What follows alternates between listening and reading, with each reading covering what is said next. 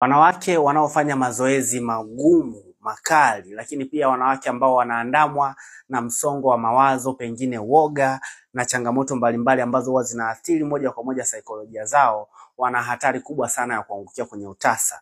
Na hii ni moja kati ya sababu za utasa ambayo inachangia kwa 20 mpaka 30% kwa wanawake wengi kuangukia kwenye utasa.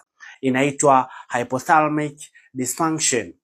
Hii ni hali ambapo huwa inatokea kwamba utendaji kazi ambao unahusisha sehemu ya ubongo na viungo vya uzazi vya mwanamke haviungani kama vilivyokuwa vinatarajiwa.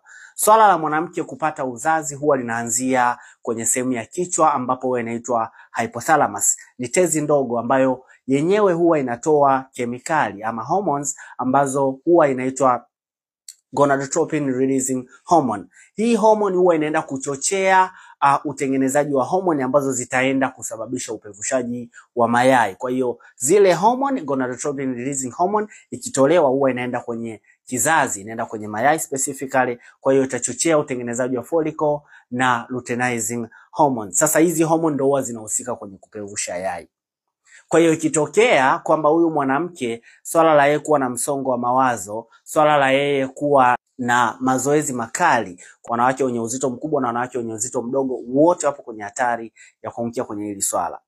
Baada ya hii hali kutokea, huyu mwanamke anakuwa hapevushi mayai kabisa, kwa hiyo ni vigumu kwa huyu mwanamke kuweza kubeba ujauzito. Sasa wanawake ambao wanakuwa katika hii changamoto wengi huwa wanafaidika na assisted reproductive technologies. Hapa watapewa njia ambazo zitawasaidia wenyewe kuzaa kwa kupandikiza. Moja kati ya hiyo njia ni in vitro fertilization, IVF, lakini nyingine huwa ni IUI.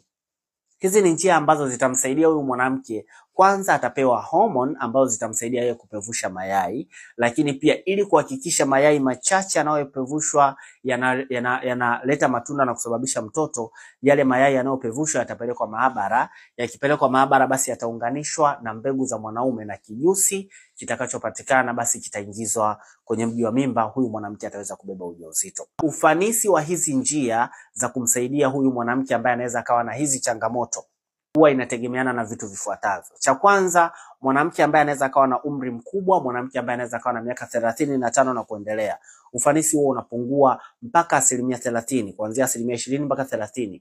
Lakini pia wanawake ambao wanaweza akawa na uzito mkubwa pia huwa inachangia kwa hawa wanawake kuwa na ufanisi mdogo kwenye hizi njia. Basi kama una hizi changamoto, haya ni masuala ambayo yanahitaji uchunguzi, vipimo na kuona ni njia gani ambayo inaweza kufaidika ili kuweza kupata mtoto. Kama utakuwa na hizo changamoto, basi wasiliana na Dr. Budodi ili tuweze kuona ni namna gani tutakusaidia.